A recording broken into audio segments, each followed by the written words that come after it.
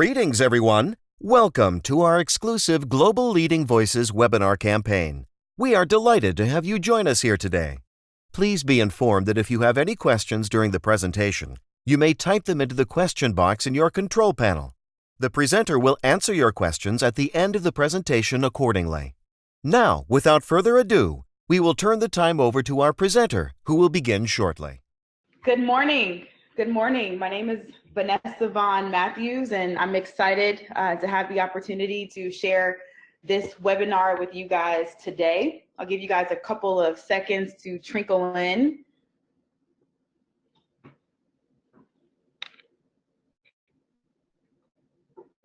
All right, I see us filling up a bit.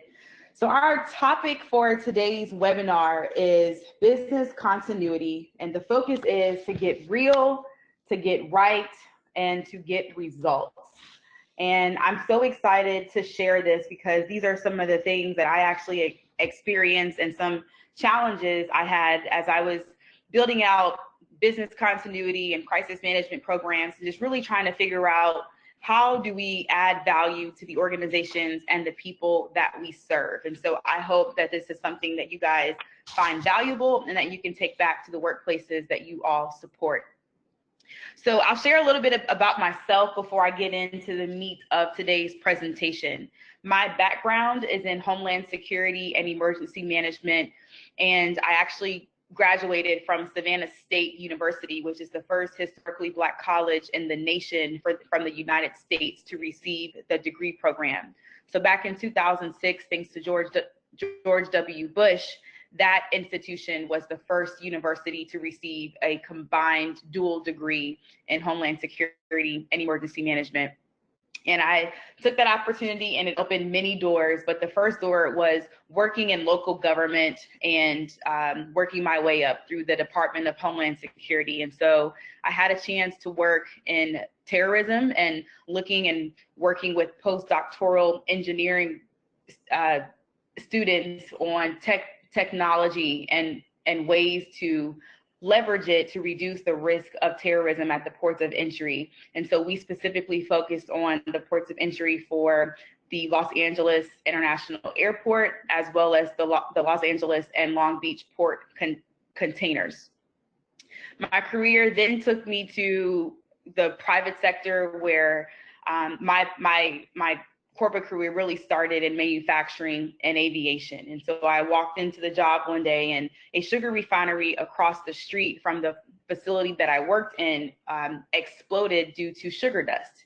And I had no idea that dust explodes, but when it does, it goes boom pretty fast. And our CEO at the time wanted to make sure that this organization did not fail or was not disrupted from something similar. And so business continuity became an important initiative across the organization. After working there for 5 years and building out business continuity, crisis management, as well as a facilities recovery and global security operations programs, I then took my career to retail from a corporate perspective. And my focus there was on crisis management. And so I worked with a Fortune 50 retailer, and we'll talk a little bit more about them, to develop a crisis management program after 50 years had gone by with no presence of one at all.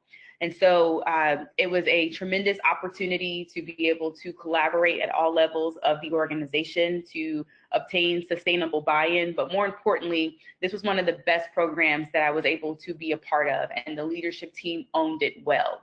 And so that really excited me. And then that path led me into entrepreneurship and to running my own organization.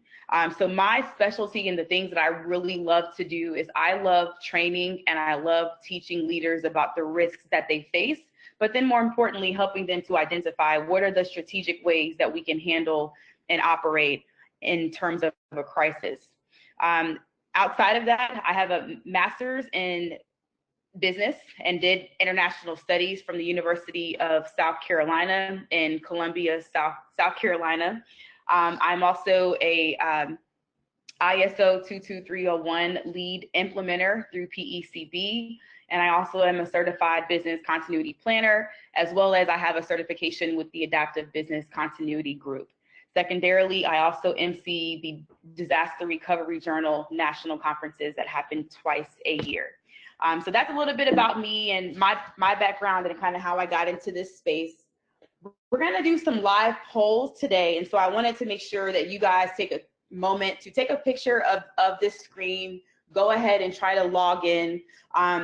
I'm going to walk you through another story, and then we'll get into some of these polls because I would love to learn more about who we have here in the audience and what you all's backgrounds are in. And I'll show this slide a few more times, but wanted to give you guys a head start to go ahead and get involved. So most people in this industry would say, well, hey, I started in business continuity because I was forced and I didn't really have an option. Well, for me, it was a different path.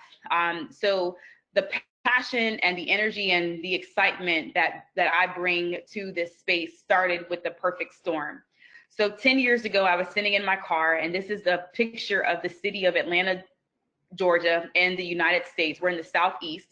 And I was sitting in my car on a beautiful Friday afternoon. It was just a gorgeous spring day. The sun was shining, the trees were green, and it was not a cloud in the sky.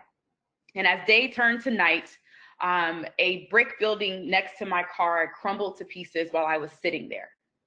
A light pole fell parallel to my car, and my car began shaking back and forth, very wild and very vibrant. And there was a loud pounding sound on my windows, and I could not make of what that substance was that was pounding. Well, all of a sudden, I heard this loud pop sound, and glass burst around my windows. And glass came on my arms and in my scalp, and I began to bleed.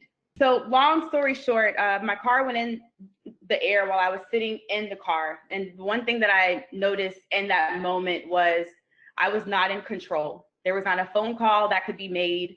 There was nothing that could happen to stop what was happening to me. And so what I realized was I was in the middle of a tornado with wind speeds exceeding 130 miles per hour.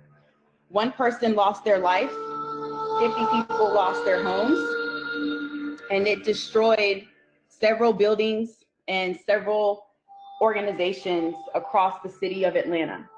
And so this was the first time that something like this had ever happened in the city, which was important because oftentimes if we haven't experienced it yet, we don't plan for it.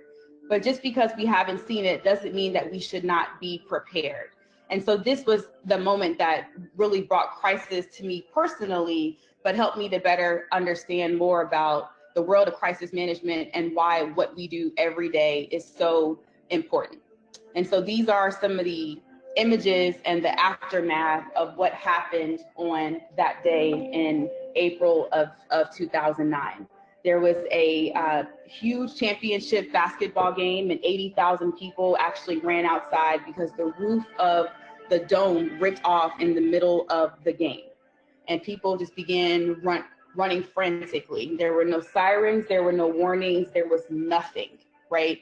And so I'm sure, depending on where you live, there may be certain instances of this there as well, where there's not the level of preparedness or readiness that we would hope for. And so this is just a short example for us to remember why we do what we do and why it's so important. So as I mentioned, I'm the Chief Resilience Officer of Asphalis Advisors, and we partner with forward-thinking organizations to help them accomplish three things: to protect lives, to save money, and to strengthen reputations. The organization is actually Greek for the word safe, secure, and sure, and we are a 100% women-owned organization.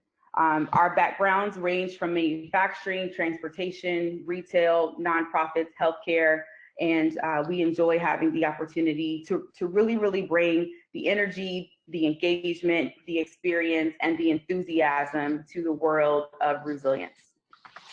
There are a couple ways, if you guys would like to connect, would love to stay involved. We have a free resilience assessment online. Definitely feel free to take a picture of this and go there.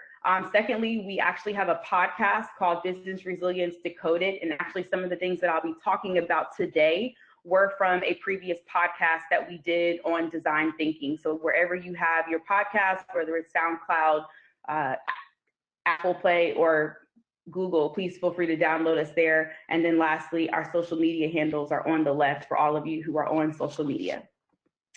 So what are we here to talk about today? So I really wanted to make sure that we took some time to focus on 3 areas that I think would be helpful for the organizations that we serve.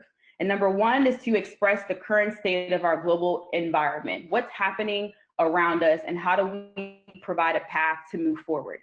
Secondly, we're going to explain the principles of design thinking and how they apply to business continuity. And I will also be using a case study from a retail company that we've worked with. And then lastly, to be able to recognize opportunities to design for behavioral changes. And so oftentimes, many of us walk into two organizations where, this concept of resilience and continuity, it has never been heard of. So how do we help people to change in the moment? So now we're going to go to that live poll and would like to get a feel for who you guys are and what your expertise or what your background is in. So if you could go ahead, this is actually what happened in real time. We're going to the poll and you can start to answer the first 2 questions. Where is your company headquartered? Just to give us some perspective of where you are in the world. And that way we'll have a chance to get to know who you guys are as well. And you guys can feel free to answer that at any point in time.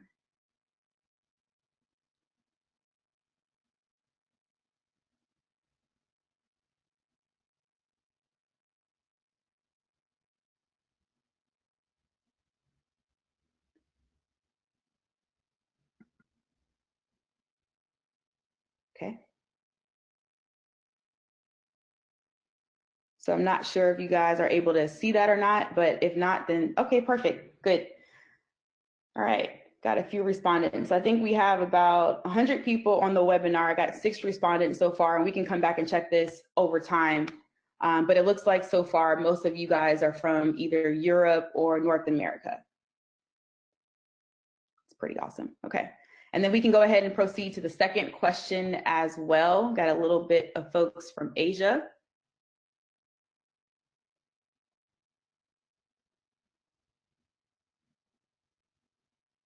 Awesome. Okay. So the second question we have here as well is how many years of experience do you have in risk, crisis management, or continuity? This just gives me some perspective of who we're talking to.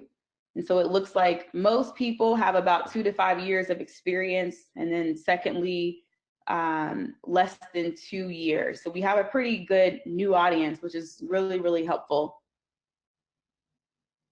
And then 10 to 20 years. It's awesome. Awesome. Okay. So good. So just keep that in mind as you guys begin to ask questions and we share, we'll have this in mind so we kind of know who is on the phone and what the audience is. This is really good information for us to have walking into this webinar. So what's our agenda for today? What are we going to be talking about? Well, it's very, very simple. Get real, let's get right, and let's get results. And so I'll go ahead and jump right in. So when we talk about business continuity, I first want to give credit to Dr. David Linstead with the Adaptive Business Continuity Framework. He compiled a list over the years of the frustrations that people are having in business continuity. And for those of you who may have been in the industry a little bit longer, or for some of you who may be new, these may also resonate with you. People always talk about the lack of engagement or the lack of executive support. It's so hard to receive, but then to maintain that sustainable buy-in. Some would argue that business continuity is not sitting in its own department or the right department, and that it needs to be at a different level. For most companies, it lacks the cultural awareness throughout the organization, right? People don't walk around saying the word business continuity every single day. And so how do we get people to be more culturally aware of what it is? Some would say that it's seen as a project and not as a profession. For some people, it's viewed as insurance, and it's not easy to quantify exactly what we do.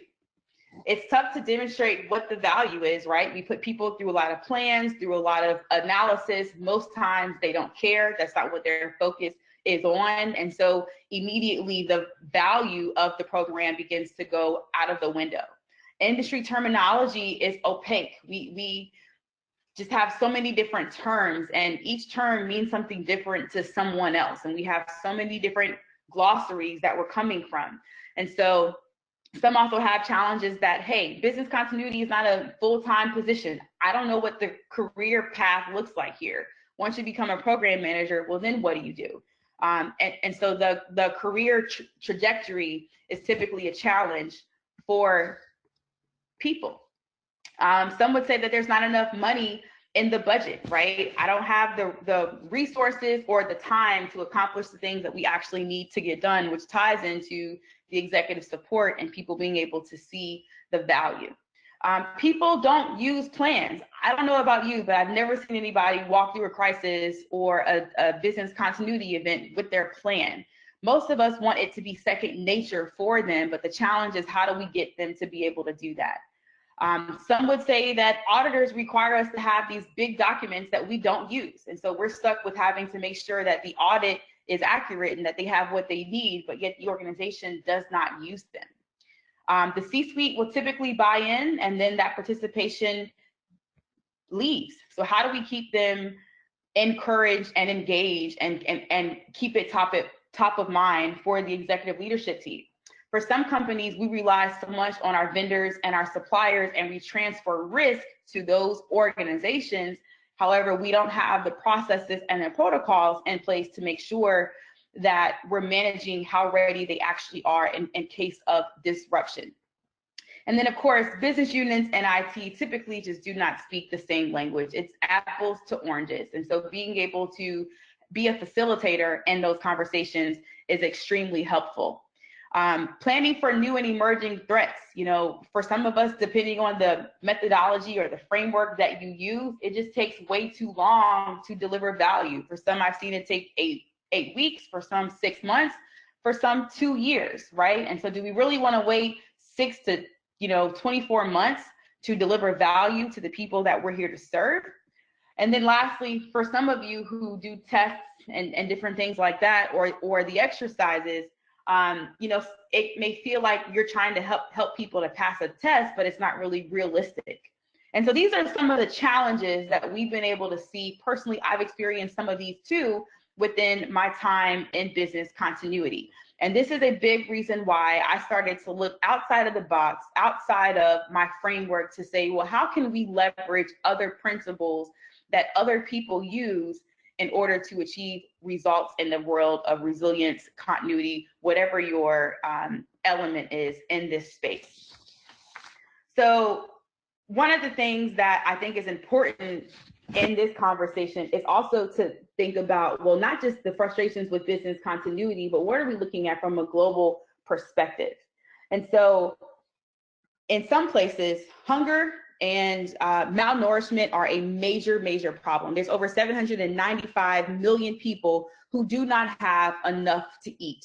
Depending on what part of the country you're in, or the world that you're in, we live in food deserts. And depending on what your zip code is, you don't have access to quality food or healthcare.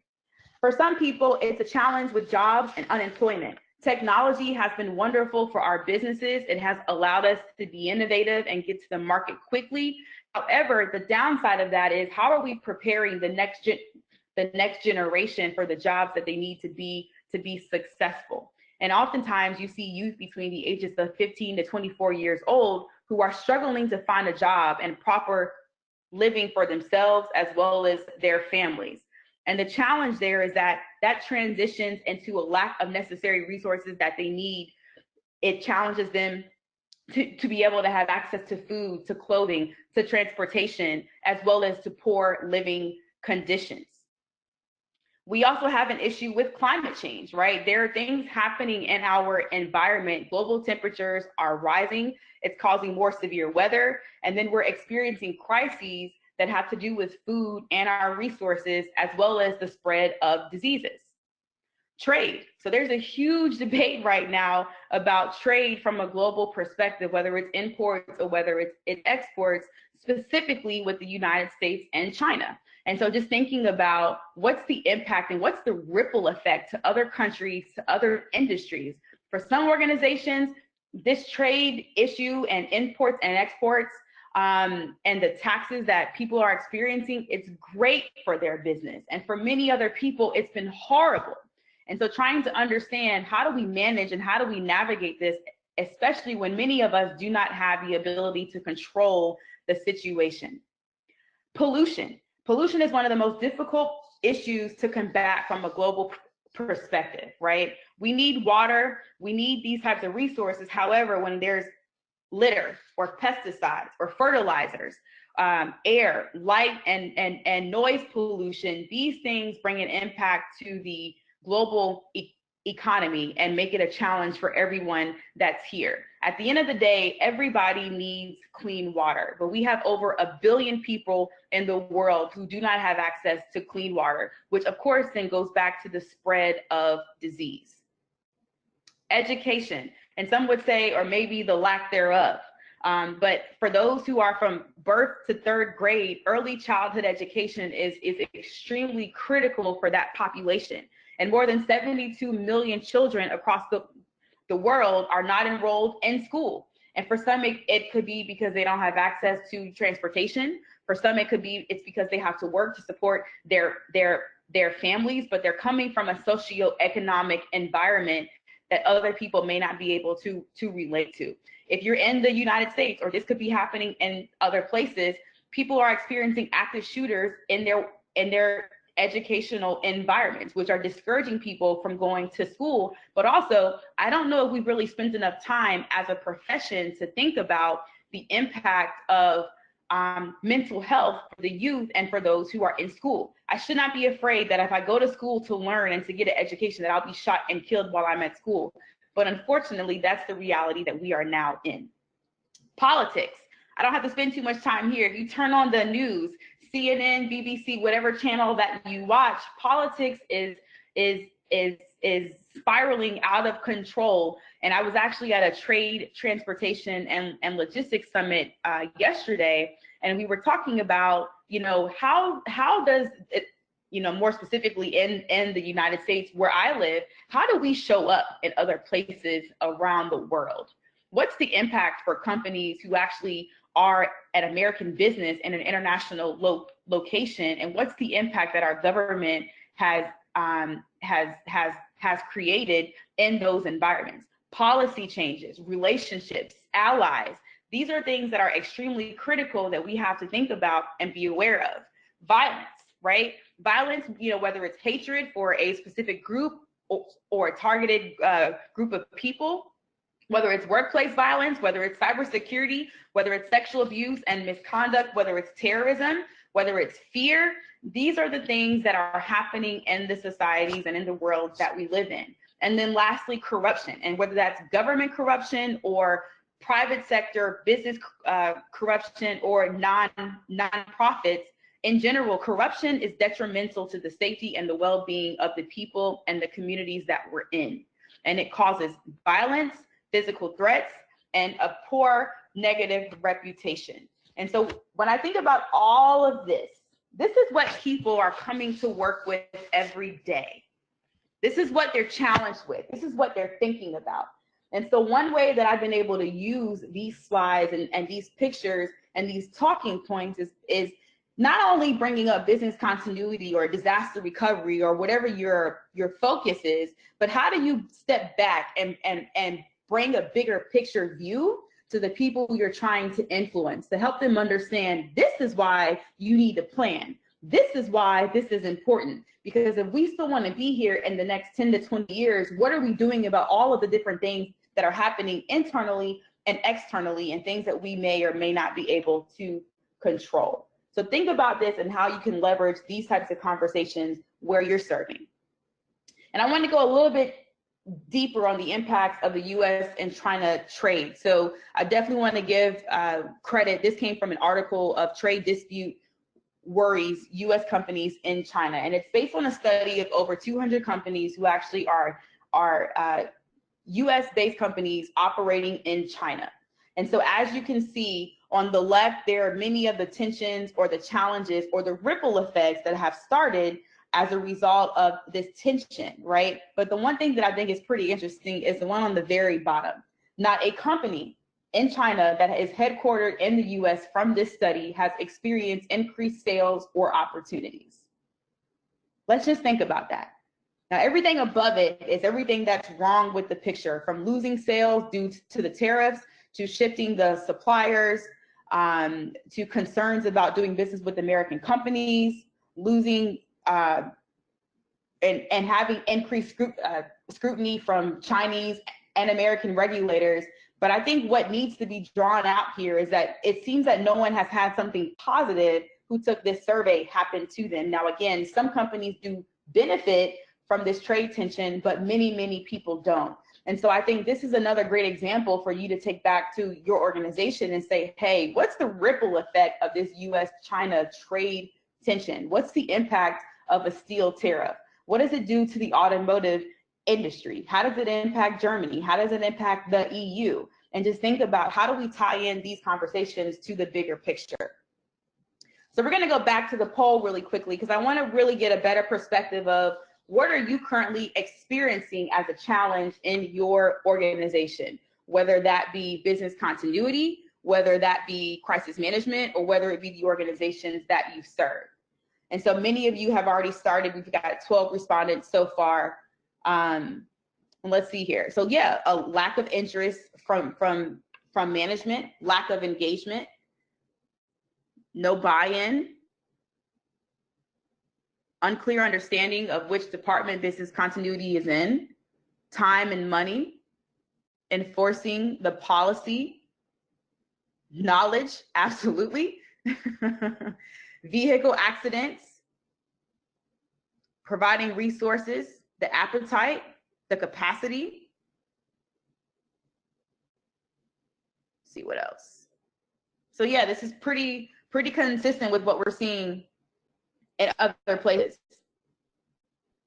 And then want to change the conversation, so not so much on business continuity, but what concerns are your organizations having? So for most everybody, right, cybersecurity is a huge challenge, but we also have challenges with advanced technology, that's at 6%, reputation management, natural disasters, the transition of the workforce between baby boomers and millennials, attracting and retaining talent, politics has an influence there. So as you can see, we're dealing with many different things across various spectrums. Some we can control and some we cannot. But the biggest issue on this call seems to be cybersecurity and reputation management. So like to see how this continues to play out as we go through the webinar today. So that was getting real, right? Let's talk about what's really the problem in business continuity that I'm experiencing and what's happening in the global environment. Now I want to get right. And so we're going to do that by diving into what is design thinking. So I'm going to pause, and David Kelly, who is actually the founder of IDEO, and he also was the brains behind the Stanford Design School, is really who helped to bring this movement and this conversation to the forefront. So you're going to hear a 2-minute video from him to explain what design thinking is, and then you'll hear me.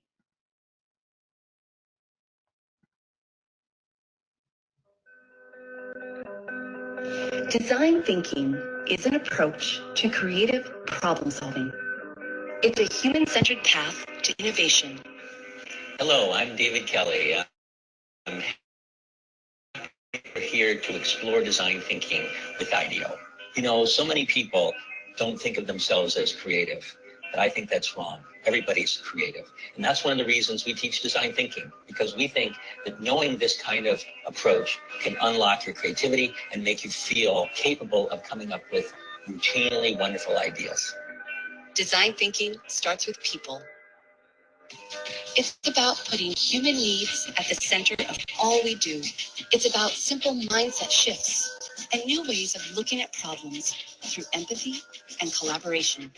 For an idea to be both successful and meaningful, we use 3 lenses to bring it into focus: desirability, feasibility, and viability. This ensures we're creating something that makes people's lives better, but that's also feasible to produce and makes good business sense. There are many different phases of design thinking. We find it helpful to teach it in a linear way, but in practice, it's more like this. Design thinking unfolds in iterative loops, moving back and forth across phases, some taking much longer than others.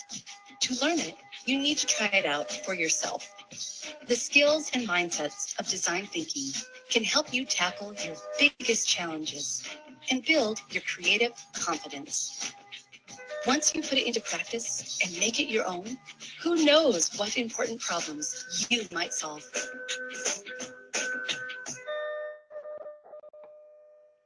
Awesome. So I love it. It's a pretty simple overview, but it's really, really helpful to get more clarity as to what design thinking is. So one of the things that I started to learn as I dived a little bit deeper into, well, what is design thinking and how can this really apply to the world of business continuity and resilience? And what started to come up was human-centered design. And so as the video mentioned, there's really 3 things that go into human-centered design. And so I'll talk you through how we think about that. But the first one is desirability, right? And for us, that means, are we solving for the right problem or the right pain point? Oftentimes when we bring up problems and challenges, especially when you have multiple stakeholders, what we've seen is that different people have a different perspective on the problem that we should be addressing.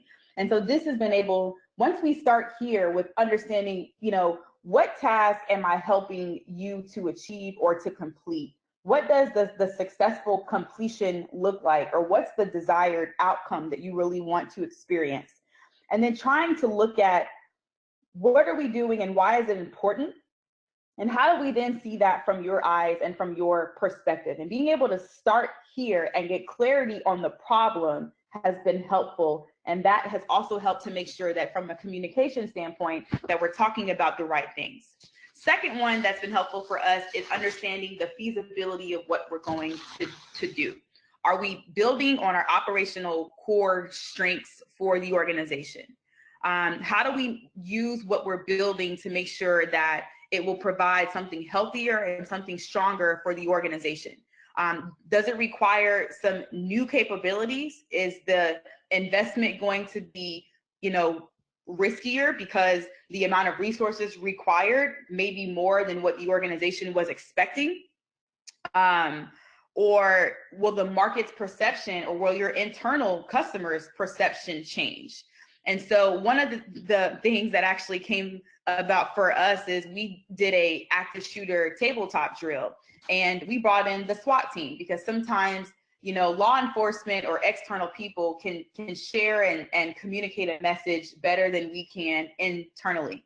And so one of the things that came out of that, this was a campus that had about 5,000 people and it had about 12 different facilities. And from a law enforcement perspective, it was hard for them to navigate the corporate environment, especially ones that have a lot of cubicles. And so they said, well, can't you just color code the buildings for red, yellow, green, and blue? And that way, when I come into a facility or when I drive onto your campus and you tell me it's the green building, me as a police officer, I can easily identify a green building, right? You can make those changes at your corporate environment more so than you can at a store or something that's customer facing. But thinking about is what we're trying to implement, is it truly feasible? And then lastly, the question that we ask is it viable? Does it contribute to long-term sustainable growth? You'll hear me say that a lot. I believe that understanding the viability of what we're trying to do is really the differentiator and how design thinking can add value to your programs. When we've done these 3 things well, we have been able to maintain sustainable buy-in by the executive leadership team, and they own it. Own it for us means that it's your program. You are responsible for it, right? When you're helping folks manage a crisis or build the business continuity programs, you're not the one that's front and center. We're preparing them to be prepared to handle that effectively. but it's important that they own it. And so when you do all of these three things, it's helping us to come to the table with a human-centered perspective. And this is again where you really start to achieve that sustainable buy-in. And so one of the things that you do, or that we do in this space, is we think about empathy. How can I be empathetic to someone else's needs and to what someone else has going on?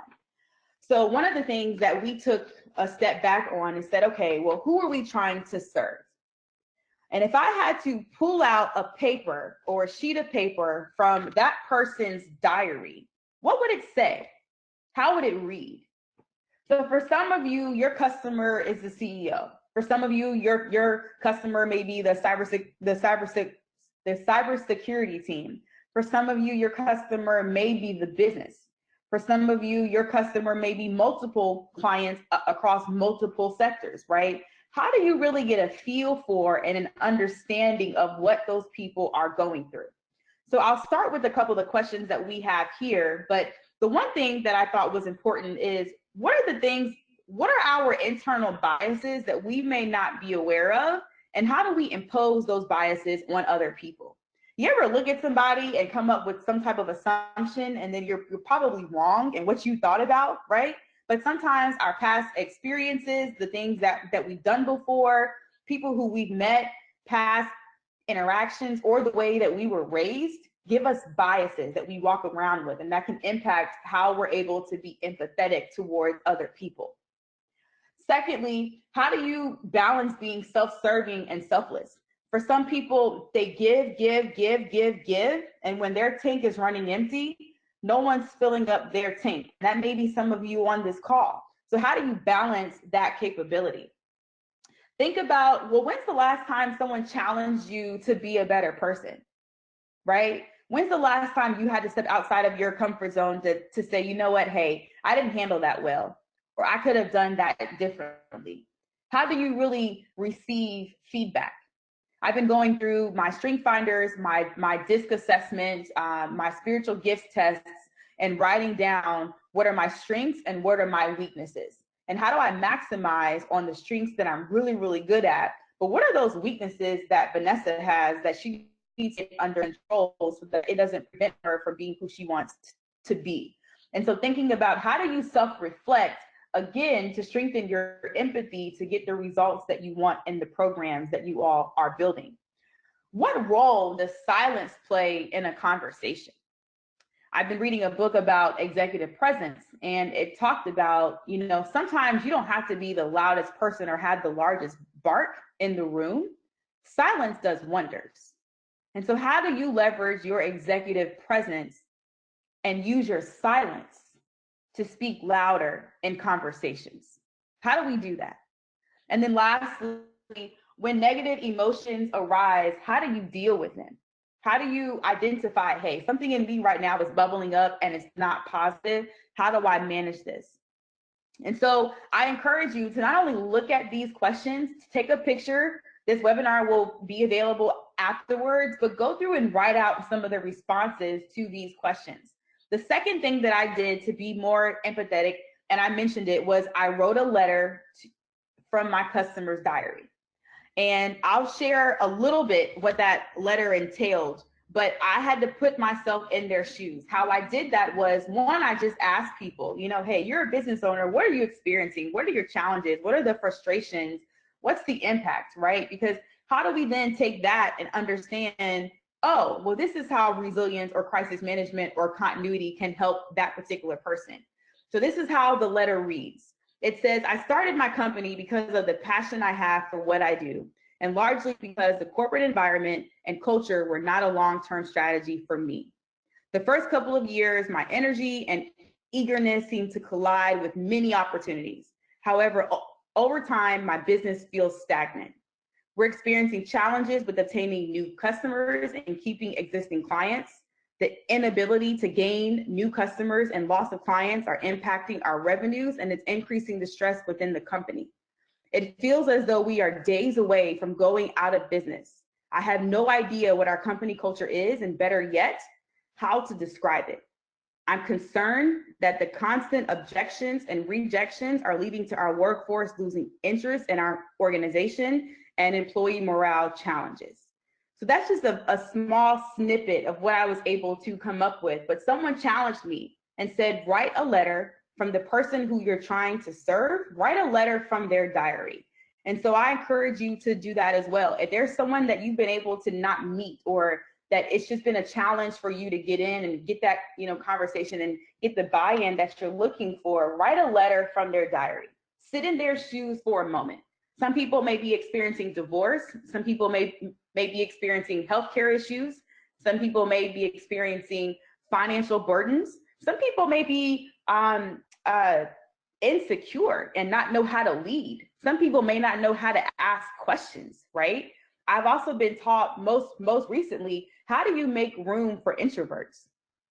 Oftentimes, us extroverts, we just start talking and yapping, and we're so loud and we're so energetic, but that's not how everybody learns. That's not how everybody communicates. So how can we design and plan for other people who have a different perspective than we do? So that was getting real. Get real, get right, right? Get right. It was talking about the principles of design thinking, and going over in a little bit of detail of what you can use in the programs. Now we're going to talk about getting results, and we're going to go into this case study about how we did this with a Fortune 50 retailer. So again, this was a huge company that had over 1,500 locations, that had over 200,000 employees across the world, over 10 million customers per day.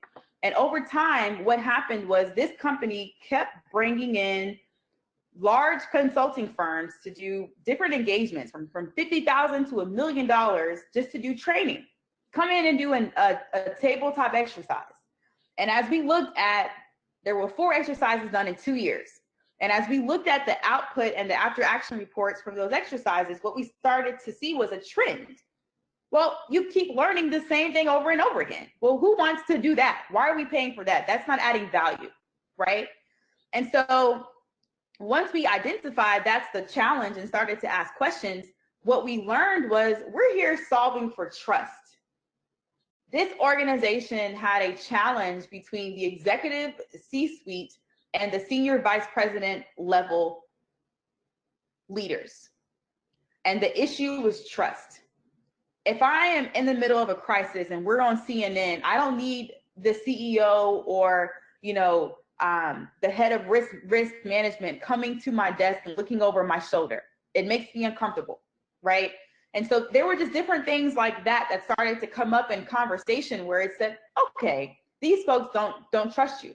Well, then the question goes to then why don't they trust you, right? What are we not proving? What are we not showing? What is it that they need to see, feel, touch, or hear that they're currently not getting so we can change and influence this behavior? And so what we did was we leveraged principles of design thinking. And so we started with framing a question. So for this particular company, they were purpose-driven. So their purpose was for customers to love what they do. And so our question was, how does crisis management help our customers to love where they live? And we socialized that question internally across the organization, from IT to finance to operations to supply chain to the international business units. And everybody had a different perspective on how crisis management could help customers love where they live, because it was a home improvement retailer. And so just by starting with the question, right, it helped to get some clarity and some consistency, but more importantly, it goes back to desirability. What's the problem that we're here to solve? And the problem was, how do we get clarity on what this can do for not only the internal teams, but also for the customers? Secondly, we had to go out and gather inspiration, right? And these principles of design thinking have typically been used by designers and those who are in that space. So leverage your marketing or your sales team. You don't have to stay in the box of risk management. Step outside of that and see what innovators and those at your company may be able to help you with some of these principles. But we had to engage the stakeholders. Well, first you have to know who they are. Some are influencers and some are decision makers. And so what we started to discover was that there were pockets of resilience everywhere. Somebody owned cybersecurity, somebody owned disaster recovery, somebody owned business continuity, somebody owned crisis management, someone owned global security, and someone owned crisis communications. But there was no centralized systematic approach. It was fragmented and communication was unclear on many levels. And so we had to gain clarity on, well, what's the problem? What are we experiencing? And gather that intel from those various stakeholders. And so that meant sitting down and talking to people. It also meant for some people, if we didn't have a relationship with that person, if we recognize that, hey, this person may not be the easiest person to talk to, or this may be combative, we leverage relationships with other stakeholders in the organization to go have that conversation and get us the insight that we needed. Step 3, generating ideas.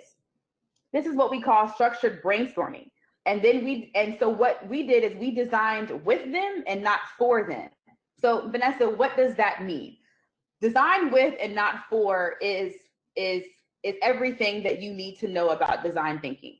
So instead of us going in and designing what we think, going back to the leadership team and sharing with them what our thoughts were, we designed with them. We brought them into a 2 to 4 hour risk prioritization exercise. And we had them to use the established risk register. And then for them to prioritize, here are the things that keep me up at night. Here are the things that I think that we need to spend more time on or more money on. Here's what my concerns are. Here's things that we've talked about for the past 5 or 10 years that we still have not addressed. And so we did a workshop with the stakeholders, and we also included people who were not a part of these conversations typically, because oftentimes when you get someone external who doesn't have a clue as to what you're talking about, they can help you come up with some pretty innovative ideas that you may not have thought to consider. And so we brought those types of people to the table to generate their ideas. Step 4 is we made the ideas tangible. And so this is what we call prototyping in the world of design thinking. And so what happens is this is where magic actually happens, because when we make ideas tangible, visuals lead to clarity, and clarity leads to shared understanding. I'm going to say that again. Visuals lead to clarity, and clarity leads to shared understanding. So Vanessa, what does that mean? So instead of saying, hey, I want to generate ideas or make ideas tangible, we came up with graphics or physical pieces to make it actually tangible for them to actually see what the end product was going to look like. And that way, people then get to go to step 5 and test to learn, right? How do we make sure that before we spend time and money that we test it out? Before you get new technology and you implement it across the organization, there's a testing period. Before a car goes out to market, there's a testing period. They take it to a center and they drive it into walls, they bang it up, but they want to see how much can this car withstand before it no longer is able to be effective, right? Well, you should do the same thing in your program. Test to learn and get that feedback early in the process, but keep people involved with it, design with them and not for them. Lastly, we shared the story and launched the program. So we did that in a couple of ways, but when we think about launching a program, how do we design for adoption? Which again, like I said from the beginning, sometimes we're doing these programs with teams or with people who've never experienced this before. So how do we design for the design changes? What are the behavior changes that we need to factor in so that we can make sure that this is effective? Because like I always say, words are words on paper. Words do not move, people do. So how do we design for the behavior changes? One of the things that we did to launch the program was we actually did a calendar safety visual for the entire company. One of the things that we discovered throughout this process was that when we do a fire drill, people do not leave. And the biggest risk, of course, is actually once a fire actually happens, people who typically practice and stay in their seats and they don't leave experience death or a loss within the organization. And so we started to use these safety calendars that were a bit sarcastic and had a bit of humor to get people more engaged, to get people to bring some levity back to safety. Because, you know, let's face it, guys, this topic isn't always the most exciting. Sometimes it can be very, very boring, right? And so we had to get creative on different ways that we were able to get people engaged, but it helps get more people out of the building and to increase the response times in our fire drills. And so share the story of what you're doing. Get creative on how you do that. We engaged our social media teams. We engaged our marketing teams. They helped to recreate social media, you know, banners and hashtags. We worked with our video team. So we would have internal days where the leadership team would come out and share a new product or a new commercial that was coming up. Well, how can you get on the agenda so that you can share this new story, but package it in a way that's appealing for people to get more involved? So one of the last things that we're going to talk about is designing for that behavior change, because I personally think that's a pretty big challenge to overcome.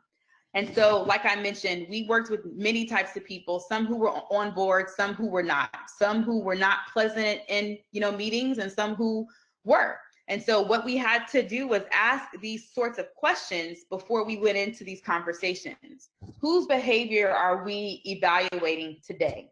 Who is it that we need to help, you know, bring on board, or what do we want to discourage them from doing? Number two is, what is the behavior that you actually want to encourage or discourage? And so we had to identify that on our sponsor spine. So we actually created an actual sponsor spine that you get from a project management toolkit, but it helped us to identify who's on board and who's not on board, who's going to be a roadblock and who is not.